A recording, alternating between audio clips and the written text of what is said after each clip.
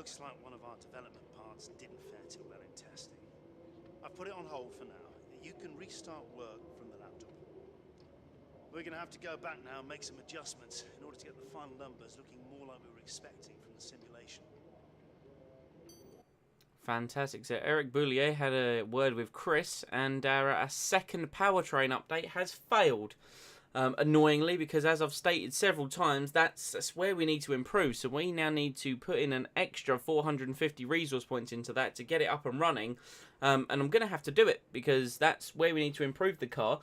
With our additional 1,000 resource points as well, I'm going to do a rear downforce upgrade. Now, I've always been talking about the power unit needs updating the most, but I found the car, specifically on low fuel at least, to be very out of control, like a very sliding rear end. So I'm hoping that update will help to counter that. But Spain, weirdly enough, I look forward to this one. And the reason why I'm looking forward to Spain this time around, because Spain is where everyone brings all their updates to, you know, it's where a lot of the testing happens. Spain is always known as a chassis circuit. Now, the best aspect of the McLaren in this year's game on the R&D path is its chassis. So, who knows what we're going to see this weekend, but as we know, we're just going to hammer out those practice programs, and we're pushing it on. We're now on to the, as you saw, we've got 50 in the track, 30 in the qualifying. There's the tyre wear test. That's low tyre wear, exactly what we want to see. With regards to the fuel saving, very hard round for the most part. We're going to crawl across the line to get it into get it in the green, and I'll take the green honestly. And race strategy 50 out of 50. I honestly don't know how you can fail the race strategy. You would have to get 5 red laps, I'm guessing. But yes, so we now go on the resource points. We've now spent pretty much everything we had in reserve, so we're going to have to start bringing those back up. But core competency. We now have a core competency in simultaneous development. So that means that regrouping each development into a more effective team means that you can work on 2 upgrades per department simultaneously. So if you've got enough upgrades, you'll be able to have 2 on the go at once, which is pretty cool, in my opinion. So let's find out our quali goals from Emma, because, you know, the old voicemail was still in the game. So they expect me to qualify 16th and beat Fernando. So not only do they want me to beat my teammate and the Salvers, but they also want me to beat another car.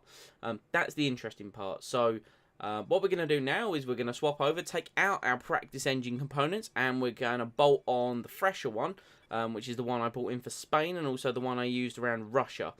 So yes, we're going to be using this now. Into qualifying we must go, as we now go on for our first lap here.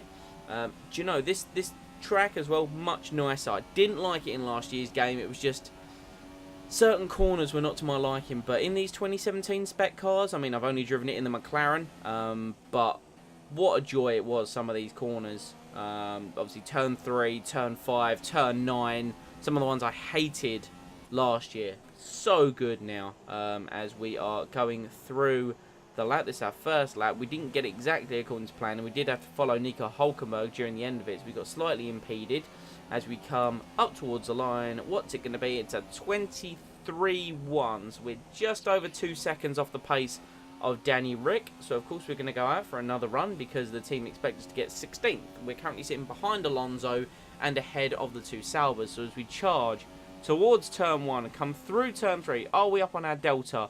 Yes, we are. We got a bit braver on the brakes, didn't carry as much corner speed, but we got a better exit this time, so we're now up on our delta. 2 tenths up now as we go through the blind turn 9.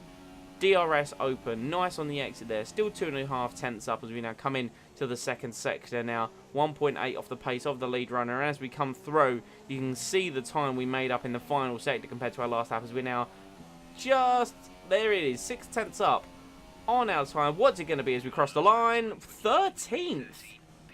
We absolutely decimated that final sector. Up to P13 at that time. We dropped to 14th by the time I got to the garage. And I suppose we'll see what it is at the end of the session, because cars are out on the circuit improving their lap times, as they always are right at the death of the session. What's it going to be? Objective failed. It's always the way. It's always the way. Alonso beat us by less than a tenth and we dropped to 18th. But you know, it's like I say, as long as we're matching him, we're pretty close to him on speed. So, and like I said, Spain's a chassis circuit. I have no doubt that in the race, if we come up with a good strategy, who knows what we're going to be able to achieve. I'm personally looking forward to it. Let's jump in to the Spanish Grand Prix. Together we'll be taking you through all the action of this Spanish Grand Prix. It can be hard for the cars to follow each other closely here due to the dirty air coming off the car in front. So perhaps we're looking at a more strategic Grand Prix, Ant. What do you think on that? I'm not too sure about that, Crofty. I mean, yes, as you say, it's hard to follow around here, but if you're brave on the brakes, you can get the job done down into turn 1, which is a medium-speed corner, so you have to be committed. And looking down at this grid today, I think we're going to see 1 or 2 drivers making a move from a long way back, maybe try to force their opponent into a mistake. I don't think this is a race that's going to be purely decided in the pit stops. I love it when Anthony Davidson just goes, "No, I see your point, Crofty, but no, you're wrong, and here's why." And he backs it up. It's great. I personally think it's a bit of both. Obviously, you need to be brave, like they say. You know, it's difficult to overtake in Spain, but there's always going to be a strategy element. Speaking of strategy, we're changing ours because I have a sneaking suspicion. I've noticed that the tyres, I'm able to get like a couple extra laps out of them than what the game says they should be able to achieve. So what we're doing here is we're doing the same strategy the game was suggesting, but instead of going soft, medium, medium, we're going to go medium, soft, medium, because that middle stint just around the pit stop period is the most important for being able to see how the race is going to pan out. The final stint really is just, it's the one like where you're trying to get to the finish, but I get the feeling if we run the softest tyre available in the period where just after the first pit stop when the field's a little bit closer, we're going to see a bigger benefit out of it.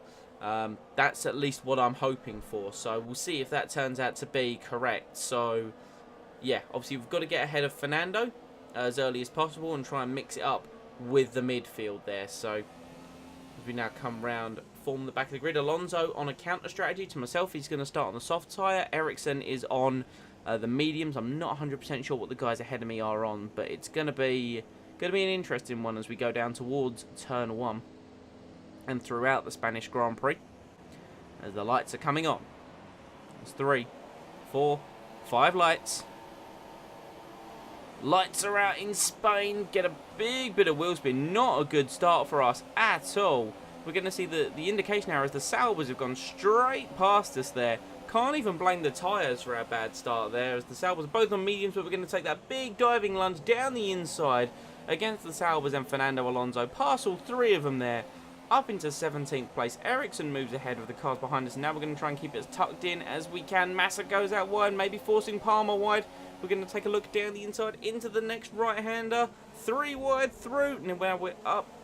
Still fighting them. They're on our left-hand side. Now they go out wide, Massa and the Renault there. And now we're behind the 2 Force Indias as Ocon makes a move on Sainz, or tries to by forcing him out wide. Up behind Sergio Perez now as we head towards the left-hander, still trying to take it a bit easy, maybe trying to make sure that Ocon and Sainz don't run into each other. Perez gets delayed due to the fact that Ocon was out of shape. We take the move down the inside through turn 9, and now we're split the Force Indias up into 14th place. It's been a dream start so far. Ocon very slow into the left-hander, so is Carlos Sainz. We're going to send the car down the inside, more of avoiding action if anything, and we're able to somehow get past the pair of them going into the final sector, and we are up into 12th place. We made a fantastic first lap, considering that on the run down to turn 1 we were plumb dead last. We've theoretically gained 8 positions, and that's, I mean, I can't really fault it really. I mean, we got lucky in that move into the left-hander at the start of sector 3, but sometimes luck favours the bold, as it were. But now we have to contend with straight line, and this is of course where our car suffers the most. I hate to sound like a broken record, but it really does. Carlos Sainz tries to give it a go. We're going to try and hold it round the outside on the harder tyre, which is exactly what we've done. Beautiful defensive driving as we now see if we're able to cling onto the back of the cars ahead of us. Romain Grosjean is at the back of a train by the looks of it. That train contains points-paying positions. And Lewis Hamilton, a shock retirement on the second lap of the Spanish Grand Prix. What's happened to Hamilton here? Running in second place behind the Ferrari, and oh, there's smoke. His Mercedes engine has let go. I'm assuming he's got to be running an older power unit for it to blow up like that, but Hamilton retires from second place. That bumps us up to 11th, and we are now the back of Grosjean means points, but Sainz goes through. We're going to pull into the slipstream of him, and we're going to make the move Anthony Davidson was talking about. Bold onto the brakes, down the inside into turn 1. Just about kept it in control over the curbs. And Sainz is going to have another go at it. You can't blame him. It's his best opportunity on the whole track to get me into turn 1. We're going to make a very similar move. Sainz defends the inside this time, so we say, okay, we'll go round the outside then. That's exactly what we do. Whatever way Sainz goes, we're always going to go the other way. And our car is committed and planted enough that we're able to fight for that position. And we haven't, the train ahead hasn't fully pulled away. The lead of that train, I'm going to believe, is the one Lance Stroll, who appears to be struggling. That Williams is not good in technical sections of the track, and that's why he's got cars like Renault's stuck behind him there. And, you know, they haven't got ahead of us. Sainz again going to give it another go, and once again we're going to pull a very similar move into the slipstream. Move from the Ricciardo lunge from a long way back into turn 1. There it is. Jobs are good, and thank you very much. One day he'll learn, but today is not that day by the looks of things. As we now continue through onto lap 7. Look at how close we're actually getting here through this final sector. This is the tight technical bit where our car is so good. A lot of cars diving into the pits just there. Grosjean feels he can carry on, maybe make an overcut. And I think the Williams, who was at the head of the train, is still out as well. So we jump up to 7th. Carlos Sainz going to give it a go one more time. This recurring feature. He disabled the DRS very early there. Oddly, but we pretty much slide it into turn 1, use all the curb available, and maybe even a little bit more as we now follow. We're now up into 5th by lap 9. Grosjean makes his pit stop now. So now we're going to have fresh air and not be stuck in any kind of dirty air from the Haas car. Sainz is in the pits as well, so he's not going to be annoying me into turn 1. So this is now the period where we have to bump it up into rich mix and see what the car is capable of without any other annoyances from behind or in front. So this is now pedal to the metal time. We are coming in at the end of lap 12, so we've got a few laps of hammer time, basically, to steal, you know, a phrase from Bono there, Hamilton's race engineer. And here we go, we come to the end of lap 10. Now that we've had no annoyances and the rich mixture, you can see we've dipped into the 25s, thankfully. So these tyres, even after 10 laps, still able to give us enough to be able to continue, and that's what I'm talking about, being able to push the tyres further than the game feels they can go, as we now have Sergio Perez of the Force India coming up behind me, and of course he has a Mercedes power unit and probably breeze straight past us as we once again onto the straight. This is the lap that we are coming into the pits. There comes Perez straight past us, and I'm like, you know what, this one isn't really worth fighting. The only difficult part is Perez was very slow through the first corner. I had to back off quite a bit. And then we have to follow him through turn 3 and just look at the dirty air. Forces the car out wide. I just struggled so much to bring it back in. You'll see as we cross the sector split here, that costs us 5/10 compared to our best time in sector 1. Not what we need on an in-lap where we're fighting to try and get ahead of other cars. Because if we're going to be coming out on a softer tyre, we're going to need clear air to make the most of it. So here we go. End of lap 12. We're coming in for our first pit stop of the race. That's going to allow other cars to get ahead of us. Can we attack the line? No, once again, pretty cautious coming in. We don't want to, of course, be incurring any unnecessary penalties. So this is our first of 2 pit stops today. Like I said, soft compound tyre. Come on, McLaren, give me a good one. 2.5. 2.5, okay. It's no 2.1 from Williams, and it's certainly no 1.8 that I was getting from Ferrari in F1 2016. And can we get ahead of the big old train that's coming past? No, we can't, unfortunately. I get the feeling being stuck behind Perez has not helped as we now fight Magnussen on the exit of the pits.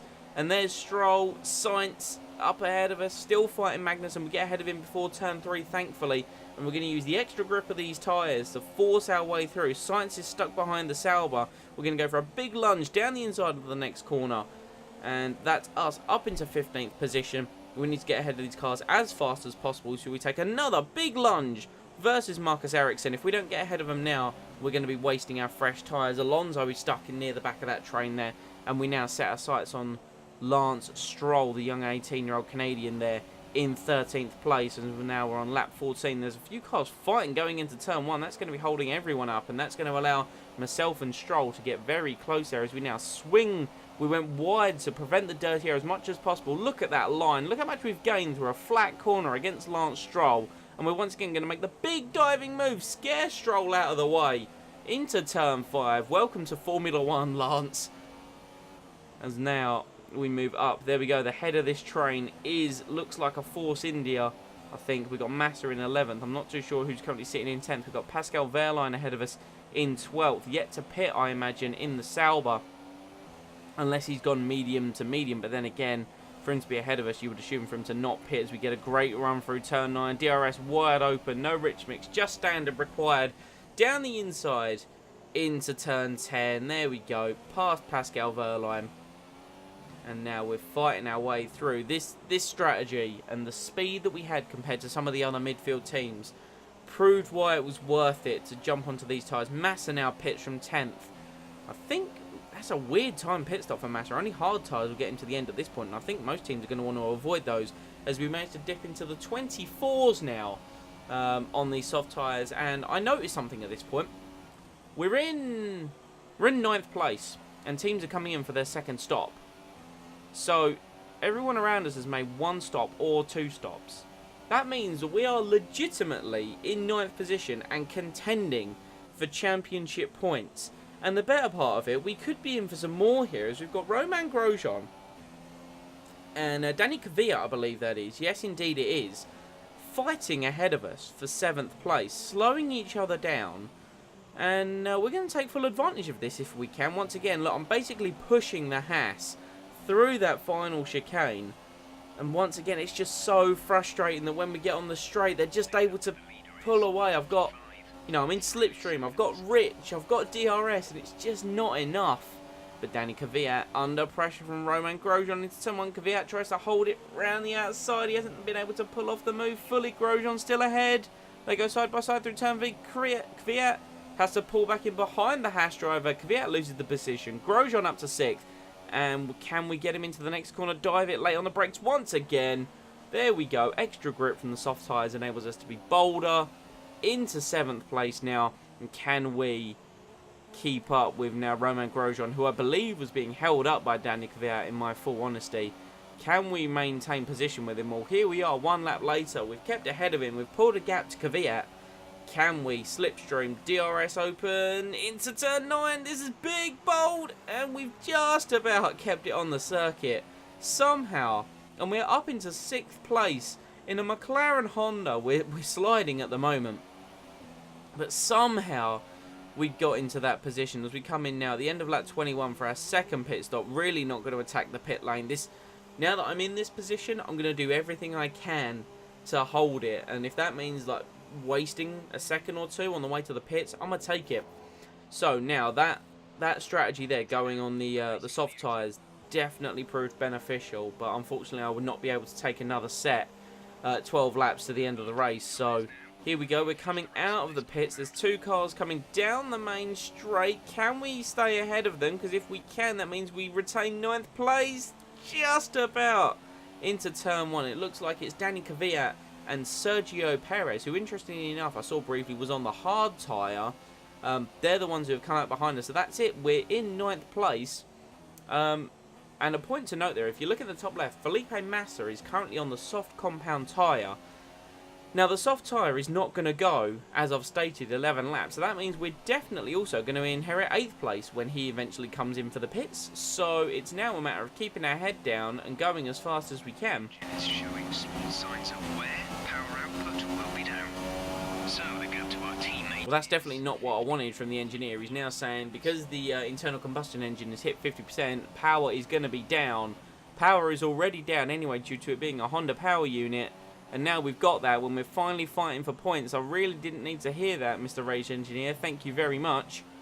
But now we're having to... I'm running lean in the middle sector because basically the only way we can keep this position is by running rich. There's a car stopped in the middle of the road. It's Pascal Wehrlein. Oh, and Kvyat has gone clean into the back of him. What the hell has happened there? I need that on a replay. So we look at it from Kvyat. Pascal is just parked in the middle of the circuit with a flat... Oh, his right front is flat. You can see it. It's one of the hard tyres. He must have been trying to go to the end with a one-stop. And, I mean, his tyre, yeah, sure, it had blown up. But there's no need to just park it in the middle of the track. What that did mean is that we benefited from that. Because the cars behind Kvyat basically just sat behind him, as it were. So we've now got a big old gap. We've got Hulkenberg ahead on the hard tyre, about 7 seconds ahead. We've got Perez about 6 seconds behind on the hard tyre. All we need to worry about doing is making sure we don't destroy the internal combustion engine and save enough fuel to get to the end. So that's exactly what I'm doing. I mean, Perez was, of course, closing me down due to being in a faster car, but you know, we're going to cross the line here, and once again, just showing that I can keep the pace. These tyres almost seem to get a second life near the end of their stint, because we've done a 24.4 coming onto the penultimate lap of the race, so clearly I'm taking care of them quite well, or just whatever I'm doing. I just need to keep up doing it, because if we're able to pull out better lap times. But here was something interesting at the end of lap 32. That is race leader Kimi Raikkonen in the Ferrari coming round. He's on the last lap. He's coming to lap me. So I thought, you know what, out of the chicane, I'll just lift the throttle. There you go, Kimi. You can go through. And what that's going to mean is Kimi Raikkonen's going to cross the line to win the race. And in a McLaren Honda, we cross the line for 8th place, 4 World Championship points. And we finally are on the board. And what a track to do it around. I normally hate Spain, but finally, due to the fact it's a chassis circuit and that tricky final sector, we're able to get points on the board.